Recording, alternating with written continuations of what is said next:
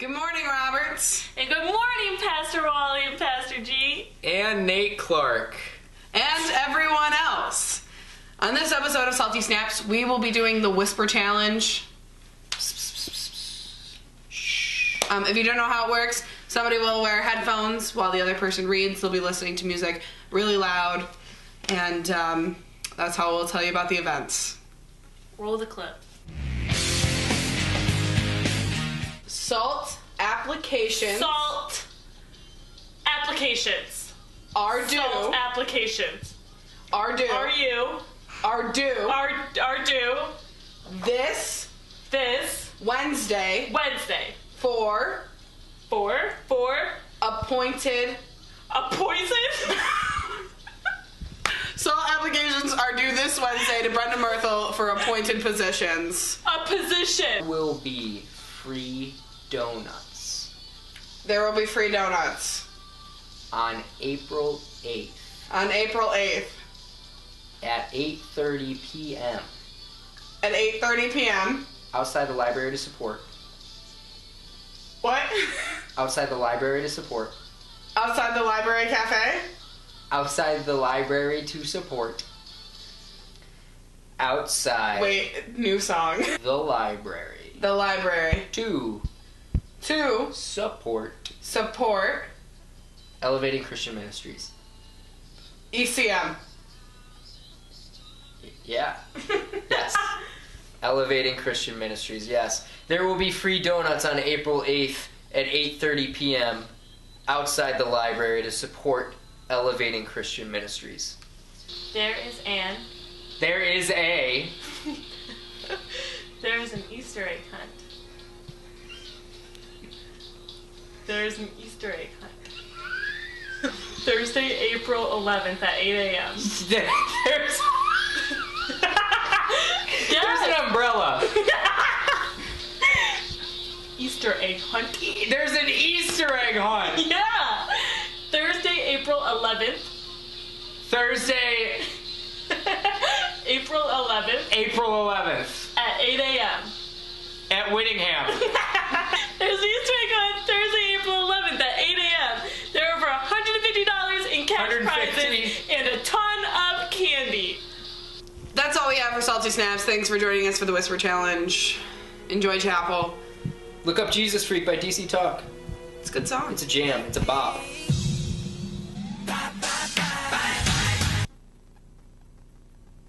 All right. That was a dope Salty Snaps right there. I like that one. Well, good morning, fam. It's good to be together. I'm glad you came out this Monday morning. Did you see the sun out there? I think spring is going to stick around here. I'm hoping so.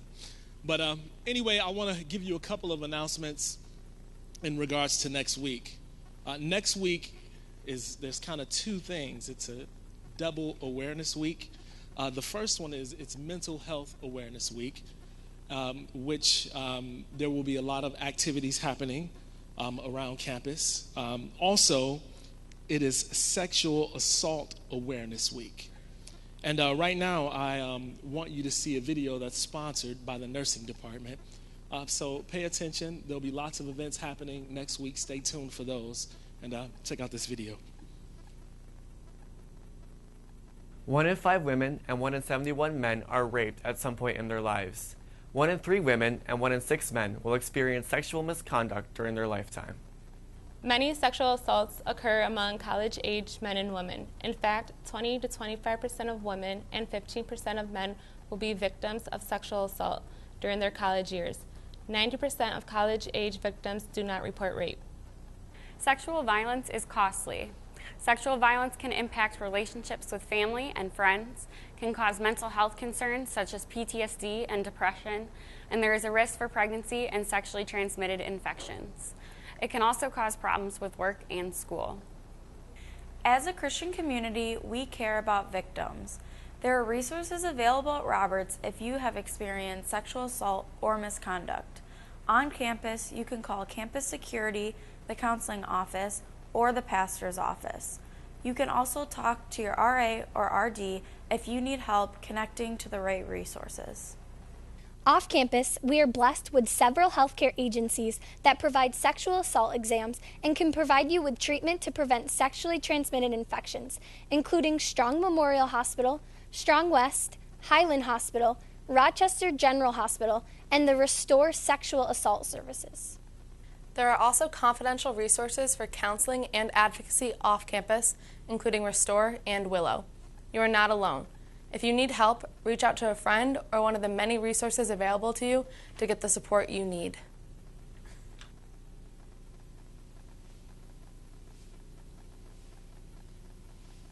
Very important stuff. So next week, both of our chapels will be dedicated to mental health awareness. It's good to really know the information, maybe for yourself or somebody in your community, family, friend who may be dealing with those various things, and it's good to know so that, number one, we can be a good friend and a good community member. I don't know if you remember, but a couple of weeks ago, we dedicated a chapel to sexual assault, and we had a panel here that was led by Pastor Wally, and it was some good discussion. But I would remind you to please take advantage of those resources that are here on campus. They're right there at your fingertips, so you want to take advantage of those. Today, I'm excited. I have a friend who's our special guest speaker today. He came all the way from Long Beach, California to be with us. And I guess he brought a little bit of that weather with him, so we appreciate that. But he is an artist, and he really can't be confined to one genre. I met him about, I want to say 5 years ago, and have had the chance to listen to him and to hear his art, and the brother is dope. He's good. And I would encourage you to pay attention and just really listen to as he shares his spoken word poetry and some of his stories just from his life experience. Please welcome Micah Bournes.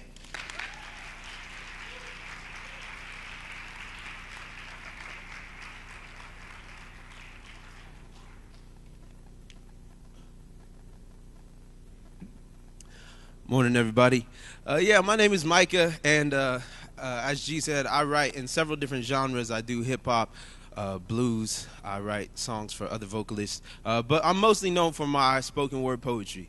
And a quick overview, if you're not familiar with spoken word, it's poetry written to be performed instead of read off of the page. So it's like the difference between writing a novel and writing a script for a film or a play, right? If you write a novel, you expect your audience to read it off the paper. If you write a script, you don't want them to read it off the paper. You want them to watch as the actors perform what you've written. So I'm going to do a mix of spoken word and read some stuff off the page as well. But it's kind of funny to me, honestly, that most people know me as a poet, because I didn't write my first spoken word poem until I was 20 years old. And growing up, I thought I hated poetry. I thought I hated poetry because I was only exposed to one particular expression of it. Growing up, I was public schooled, and it was like poetry was either like Shakespeare, it was like super antiquated English that I had a hard time understanding, or if it was modern poetry, it was really metaphorical, and it was kind of like the more confusing it was, the more poetic it was, right? I thought that's what poetry had to be, and I didn't see myself in it. I was like, well, if that's poetry, then I don't even understand it. So clearly, I don't even understand poetry, so I'm definitely not a poet. So that's the way I thought. But I also thought poetry wasn't for me because I thought I was stupid, to be honest. And I associated poetry with hyper intellect and high class society, right? And I was from a poor family, black kid, struggled in school. Like, I'm not high class, I'm not super smart. And I didn't have low self-esteem. I didn't think I was dumb because I hated myself. I actually was very comfortable in my own skin. But I thought I was stupid in an objective way. The way that I was taught to measure intelligence, I was convinced. Because to be smart means to get straight A's. To be smart means to be good at math and science, right? And especially my family, I'm one of 6 kids. And my siblings are brilliant. I don't say that just because they're my family and I'm biased. Let me tell you a little bit about my family. My oldest sister, she went to one of the most prestigious schools in California, UC Berkeley. She graduated from there, then went to study in Mexico City, became bilingual, fluent in Spanish, came back, got a master's degree, and became a school teacher. My brother after her, he graduated from UC Santa Barbara, a 4-year university, in 3 years with a double major, went straight to law school, became a federal prosecutor for the U.S. government. My sister, after him, while she was in high school, she was breaking records with her track team, and she got a partial track scholarship to UCLA. And then it was my turn. and I'm what I like to call a good student who got bad grades. And what I mean by that is I didn't slack off. I didn't skip class, right? I did all my homework. I studied. I paid attention. But I come home, and it take me 2 hours to complete an assignment, and I try my best, and I get a B- or a C. My siblings would do it in 20 minutes and get an A, right? So I was just objectively stupid. I was the only person in my family of 6 kids to ever fail a class. I failed algebra, right? Like, how can you be considered smart if you're failing algebra? Smart people do well in that, right? Smart people get good grades on tests. I was a terrible test taker. The time test, the standardized test, they all stressed me out and I would do terrible. So for me, it wasn't a matter of not liking myself. It was a matter of the way I was taught to measure intelligence. I was objectively stupid, right? But you know what nobody ever told me to do? Write a spoken word poem. You know what nobody ever told me? That my interest in hip-hop, which I loved hip-hop since I was a kid, was actually an interest in something really creative, and that what I just thought were dope MCs with cool punchlines, they were like amazing poets using alliteration and metaphor and simile and double entendre and all these things that I know are poetic devices now. I didn't know that when I was a kid. I held on to hip-hop like this guilty pleasure. And what I know now is that both intellect and creativity and poetry, I thought I didn't connect to those things because I was given an assimilated version of it. I thought it had to look like one thing, and that one thing really was the kind of predominant white culture. But when I grew up and came into my own, I realized I was never stupid. And so this is for anybody who might be like me, you know, who maybe haven't discovered the way your intelligence really thrives yet or expresses itself. I say keep trying, because the thing that's taken me all over the world and has paid my bills for the last 6 years was something I didn't even know I was capable of till I was 20. So yeah, I'm really big about encouraging people to try new creative things, because you never know what you might discover. And this first poem is about kind of realizing all of that. It's titled Native Tongue. According to ShakespeareOnline.com, the English language owes a great debt to Shakespeare. He invented over 1,700 of our common words by changing nouns into verbs, changing verbs into adjectives, connecting words never before used together, adding prefixes and suffixes, and devising words wholly original. If I could, I'd spit this in whatever mother tongue was ripped from our mother's lips. But the closest I got to that is hip-hop, is black talk, is improper, non-proper, unproper, uneducated, un-educated, un-scratch, assimilated me talk, we talk, our talk. Make y'all wish y'all know I'm talking about talk. Make y'all ask your black friend talk. Make y'all run to urbandictionary.com talk. That one thing, that something that belongs to us. That us you try to demonize, envy, copy, despise. That us you try to categorize, stereotype, try to shame our broken English you wish you could understand, but you can't never get it because we stay fly, we stay fresh, we stay changed, we stay everyday new way to say we never believed your lies, we never spoke your tongue, we been uneducated, un-educated, unscratched, assimilated, and if you ever want to know what we talking about, maybe you need to unlearn a thing or two. Who says our vernacular ain't classical? Who says rap lyricists are anything less than Shakespearean? Shakespeare, a man who turned nouns into verbs and invented 1,700 words. That's funny. When we break the rules, we're called ignorant. When we invent words, they're called slang. The way we talk is improper, non-proper, unproper, uneducated, un-educated, unscratched, assimilated. We ain't never been dumb.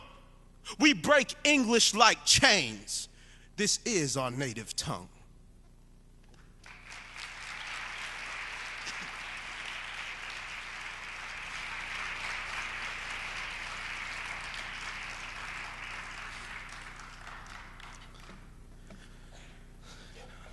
I want to talk a little bit about privilege, and I mentioned assimilation. I remember I went to a school that was overwhelmingly white. I'm from a very diverse place. A classroom in my high school looked like the United Nations. And then I show up to my school, literally like every ethnic group you could think of was at my school. But then when I get to college, I stayed in a dorm that was 19 stories high. There was 30 guys on each floor. And on my floor, it was me, 1 Asian, and 28 white guys. And it's not just that everybody was white, but they were from communities that had no diversity. I was talking to this dude for like 10 minutes max, and he stops in the middle of the conversation. He goes, this is the longest I've ever spoken to a black person. He was from a small town in the Midwest that had no diversity. And it wasn't just the student body, but the overwhelming majority of professors were both white and male. The overwhelming majority of the authors of the textbooks we read, and I went to a Bible college, so most of the theologians that we most looked up to were also white and male. So I'm getting all of my education and theology and philosophy from literally one slender slice of the human family, the white male. And when we talk about privilege, a lot of folks who don't really understand it, they're like, I wasn't born rich, right? If I'm white, I was born into a poor family. And I'm like, it's not just saying everybody white was born into a wealthy family with a silver spoon, but it's things like that where you look into society, and any pillar of society, whether we're talking about education, business, politics, you rise to the top and you see who holds the seats of power in any given area. It's overwhelmingly white and male, and there's privilege in that, even when people are not intentionally trying to make decisions to privilege themselves. So if there was as many Asian women in Congress as there were white men, do you think the nation would look a little different? If we inverted the numbers of Asian women and white men, it's like if we had a government that was predominantly Asian women, even without trying to make laws that bias them, I think the way they would think about how to run this country would be significantly different, right? What if I went to a Bible college and 80% of the professors were Asian women, and they taught me about God? Do you think I would have a different perspective on God? I think so, right? But when white men hold it, it's like neutral, like, oh, this isn't biased, this is just theology, right? And so that's something that comes up a lot. And so I like telling stories to just kind of illustrate, because we can talk, facts and numbers but for me, whenever I'm trying to understand something, it doesn't really connect until I can put names and faces and stories and narratives to some of these issues. So I want to tell some more stories and share some more poems. When I was in the city of Chicago, that's where I went to school. Even though my school was really white, it was right in the middle of downtown Chicago. And I got involved with this organization that would go into juvenile detention centers once a week.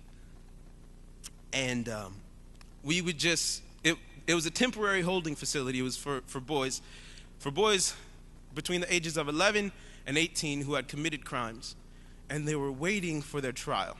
So they were there sometimes a couple weeks, up to like a year, depending on how long their trial was. And then depending on the outcome of their trial, they'd either get released, sent home, or sent off to prison. And our job was to literally just go in there and kick it with them. Be like, hey, you may have made some mistakes, but your life still matters. And we'd go in with snacks, we could just talk, we could pray for them if they wanted, just hang out. And as I went week after week after week, I couldn't help but notice as I looked around that the overwhelming majority of the boys in this facility were from one culture, my culture. And I was just a couple years older than them. So I'm 19, 20, looking at these boys who are 17, 16. And I'm going in with this group through and from my school, so predominantly white kids going into this facility of almost all black kids. And I was confused because Chicago is a huge city with millions of residents and dozens of cultures. And I really started to think to myself, man, are black people just more criminal,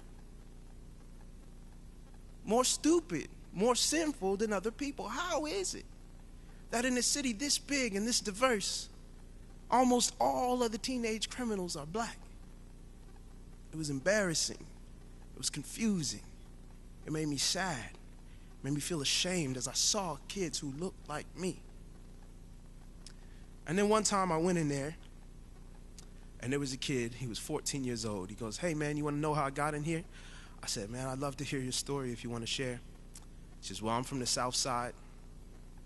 If you don't know anything about Chicago, the South Side and the far West Side are predominantly black and incredibly neglected areas of the city. The city doesn't even try, to be honest. They invest in the neighborhoods they care about. Chicago's a beautiful city, but in those neighborhoods, it's rough. It's real rough." So I'm from the South Side. I'm 14 years old. It's wintertime in Chicago, so we're talking about 0-degree weather or colder. My mom got laid off. She couldn't pay rent. She couldn't buy groceries. She was late on the rent, and our landlord kept threatening to kick us out. My little sister was crying every night because she was hungry and we ain't had no food to eat. He's like, "I'm 14. I wanted to help, but you got to be 16 to get a job." I didn't want my family to be homeless in a violent neighborhood in the middle of winter. We were desperate. Because I never sold drugs a day in my life. I never did drugs a day in my life before this. But in my neighborhood, I knew the older homies on the block, they would sell drugs and they made money. And we needed money. So I asked them to teach me how to sell drugs. And I started selling drugs, and I started paying rent, and I started buying groceries for my family for a few months until I got busted by an undercover cop. He says, "You want to know the worst part about being in here? I don't know if my mom and my little sister have anything to eat. I don't know if they're sleeping outside in the cold, and I can't do nothing about it." And when he said that, it was like light bulbs went off. I was like, no, black people are not more sinful, more criminal than other people, but we are, for a long list of reasons, born into desperate situations like that more often. And it's easy from the outside in to be like, selling drugs is wrong, it's a crime. If you're a religious person, it's a sin, whatever. But when you actually hear this kid's story, it's not that simple. And I think a lot of moral people often oversimplify their concept of right and wrong. One of my favorite verses in the Bible is Proverbs 6:30, and it says, "Do not despise a thief if he steals to satisfy his hunger when he is starving." Of course we know stealing is wrong, duh, but there is a difference between someone who steals because they are starving to death and someone who steals just because they're greedy and want somebody else's property. There is a difference between someone who says, "Forget your nation and your laws, I don't care, I'm across the border because I feel like it," and someone who says, "Back where I am from, it is so impoverished or it is so war-torn, I do not know if my children will survive childhood. Yes, I am willing to break a law so we might live." And if your concept of morality cannot tell the difference between a common thief and someone who's stealing bread out of starvation, out of desperation, you really do not understand the concept of love or goodness or truth or God, grace. So this poem is titled "Stealing Bread." Do not make me the exception to your stereotype. Do not use my success as evidence to condemn my brothers lazy. This land's booby traps simply missed me. Don't dare you disrespect my kin. I am no greater or less than them. You will cause division between us no more. Our less fortunate will be loved, not blamed for making the rest of us look bad. And I refuse to despise a poor man for stealing bread. We are poor men stealing bread, and I suggest you not despise us, or you just might anger God. If you are not afraid, make your way to any metropolis, USA. Go to the poor side of town, the hood side of town, the ghetto side of town, and what do you see? Poverty is supposed to be colorblind, but it is so closely tied to blackness. Terms used for low economic status are now synonymous with a culture, a people. In American minds, black folks do not suffer from poverty. We are poverty. We are hood. We are ghetto. And we like it that way. Don't you hear how we rap about it? Remember how slaves used to sing about picking cotton? Oh, but slavery is done with. Just like segregation, this nation elected a black president. Anyone who doesn't succeed is just making bad decisions. Black on black crime, remember? Alcohol and substance abuse. Absent black fathers, too. If black people would just be better people, then we would be better. Right?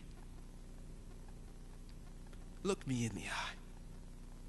You warn your children not to step foot in the neighborhoods that ours have no choice but to be raised in. Then play ignorant as if success has nothing to do with the situations we are born into. As if most of us just don't want it as much as most of you. Your average child will thrive while our exceptional might make it out alive. So look me in the eye and tell me you believe we chose this. Tell me we're poor on purpose. Tell me you believe we like being hungry. Tell me we'd rather sell drugs than have a career. Tell me we deserve to go to jail. Tell me you believe we hate ourselves. Tell me we're lazy. Tell me we're ghetto. Look me in the eye. We are poor men stealing bread. And I suggest you not despise us.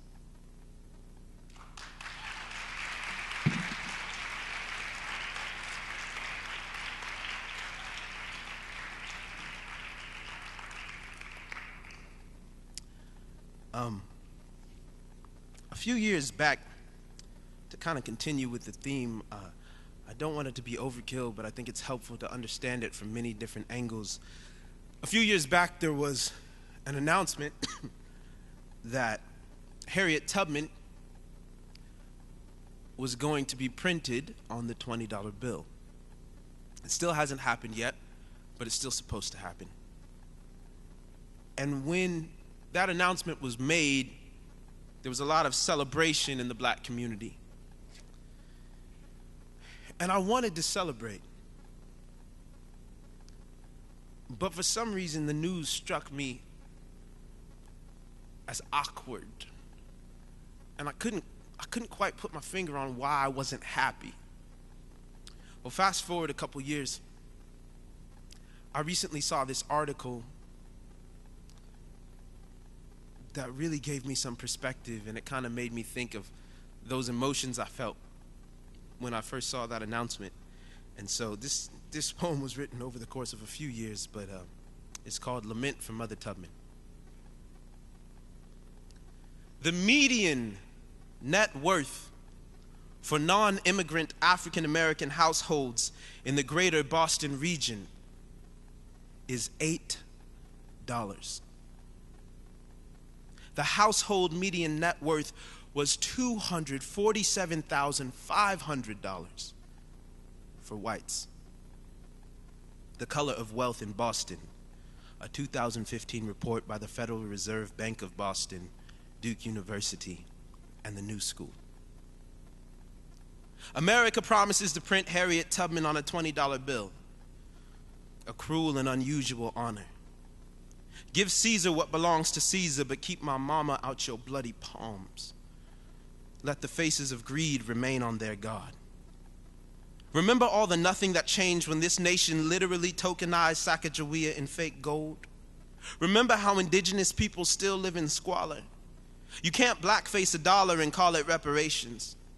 Stacks of Tubmans crammed into privileged wallets, sardined in bank vaults like the hulls of slave ships. Businessmen pass a pimp a stack of Harriets to rape a teenage sex slave with African hips, while Mother Tubman's daughters and sons struggle to keep the heat on. In Boston, a black father dies after decades of wanting to. New England's bitterness finally froze his will to hope. He left his family a modest inheritance, a suicide note apology, $8, and a special edition Celtics jersey. In Boston, a black mother dies after decades of refusing to. After freedom marches and protests, after cancer stole both breasts, after spending her savings on saving herself, she leaves her daughter a closet full of church hats, an award-winning cornbread recipe, and a family Bible with $8 hidden in Philippians 4:19. My God will supply every need. America really believes they doing us a favor, painting our faces on their dreams, writing "In God We Trust" on this blasphemous economy, assigning net worth to human beings. Life ought to be priceless, but only the breath of the highly appraised gets protected. No wonder this nation considered black folks more useful as slaves. Capitalism ascribes an $8 value to free black lives. If Mother Tubman was alive today, she would need 2.5 selves before she was worth the weight of her very own bill.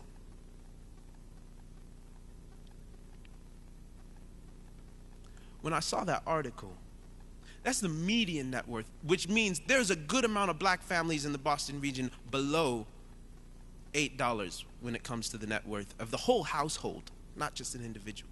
$8 versus $247,000 for the average white family in the same region. You mean to tell me all those black people are just lazy? You mean to tell me all those black people just don't work as hard as all those white folks? You can't see numbers like that and you still believe that? I don't know. When I say you, I just mean whoever, you know. It's like, it really messed me up. But despite all that, I'm actually quite a hopeful person. For real. I know y'all like, man, you ain't just nothing but made me sad. But for real, so this shirt, Fight Evil with Poetry, is part of, it's an anthology I helped put together. It's 30 different poets writing about issues of justice. I have some in the back if you're interested. But also, if you buy it online, 100% of the online and bookstore sales go to different nonprofit organizations, and then the poets in it can sell them at their shows to help like raise money and support what they're doing. So it's a really cool project that I'm super excited about. But when I put this anthology together, I have 3 poems in here, and then a bunch of my friends. But when we put it together, I made these shirts and hoodies to promote it, and I started wearing them out in different places. And I got a lot of positive reactions, but I also got some interesting ones. Because I remember wearing the shirt out, and this one lady, she saw me and she goes, "Fight Evil with Poetry. Oh, that's so awesome. I love your shirt. I wish it worked." And then I was wearing it out again a few months after that, and I was in the post office. And this older gentleman came up to me and goes, "Fight evil with poetry, huh? Man, you young people, you are so funny. You just think of anything these days. Next thing you know, you're going to have a shirt that says, 'Fight evil with spaghetti.' Oh, that's real good. Fight evil with poetry, huh? What you going to do if someone come up in this post office with a gun? You going to throw a poem at their face?"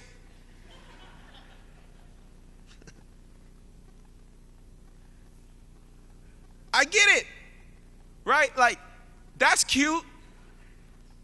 That's a good idea, hippie. That ain't gonna work. And as much as I understand the perspective, I think they're dead wrong. Because to me, Fight Evil with Poetry is not just a concept. It's not just the right thing to do, the moral high road, the Christian thing to do. Although I do think it is all those things. I think it is the spiritually best approach. But I don't just think that as a person of faith. I think even apart from that, this is a good strategy.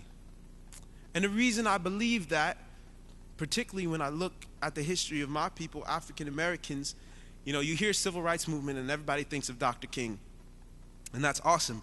But the movement led by King was not the only expression of resistance against racism and white supremacy and lynching and police brutality. It wasn't the only expression of it.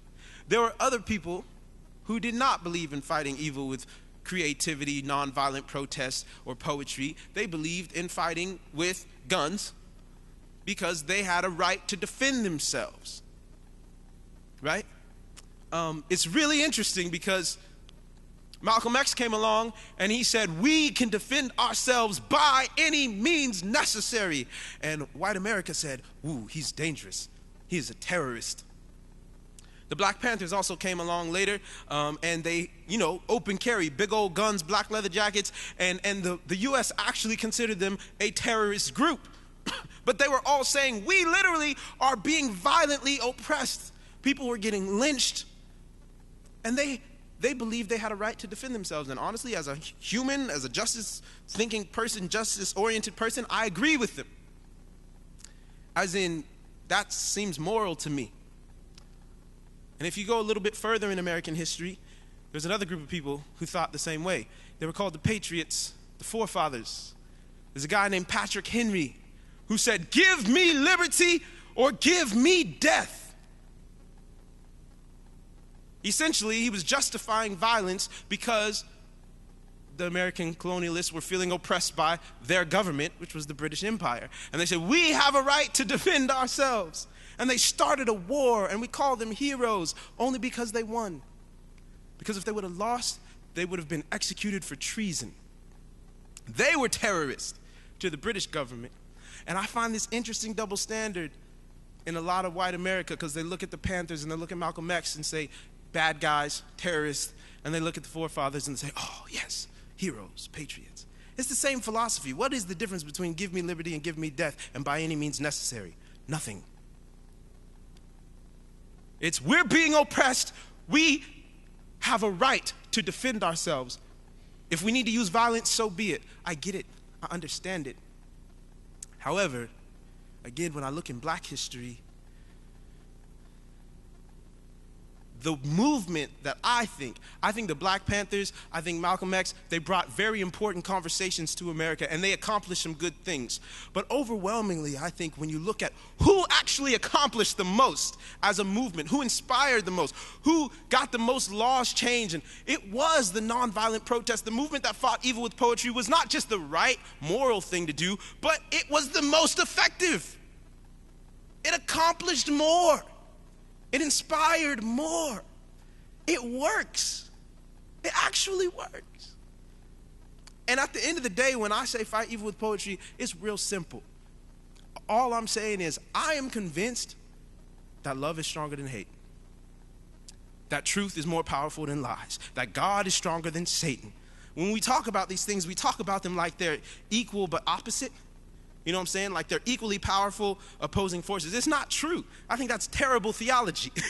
I think God is overwhelmingly stronger than Satan. I think truth is way more powerful than lies.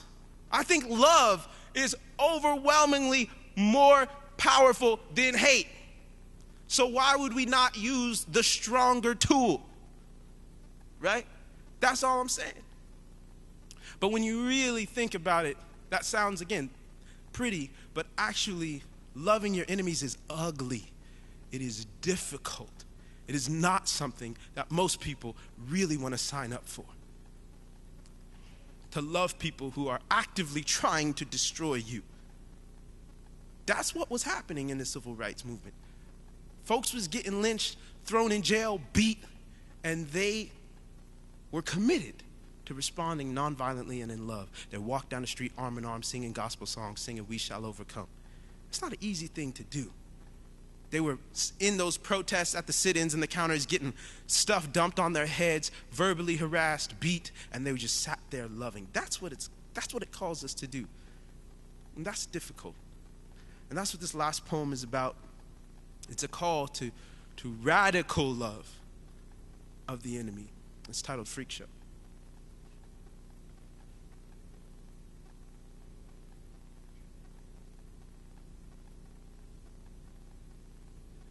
Never dismiss the visions of madmen.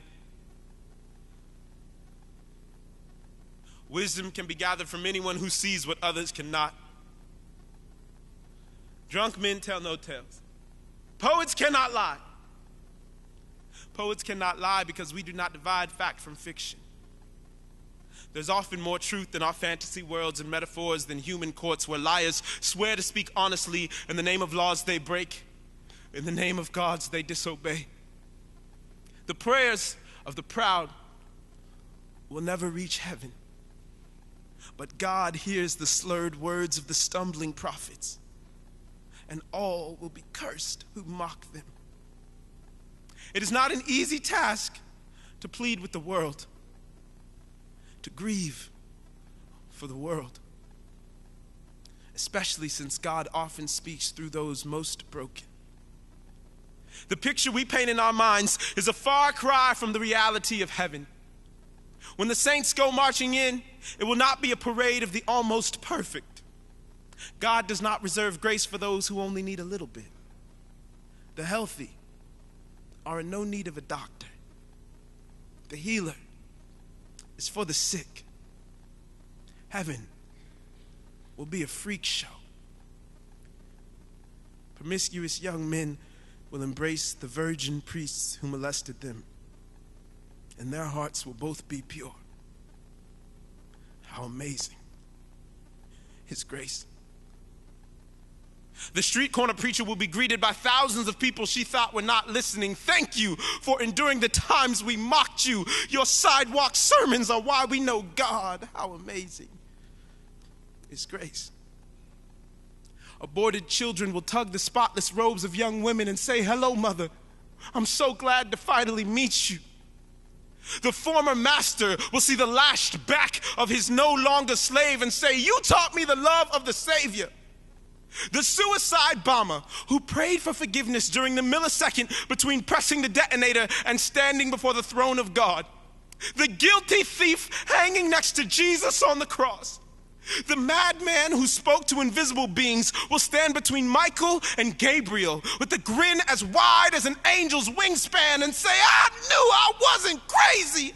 The missus and the mistress, the victim and the rapist, the foreign and the racist, the bullies and the geeks.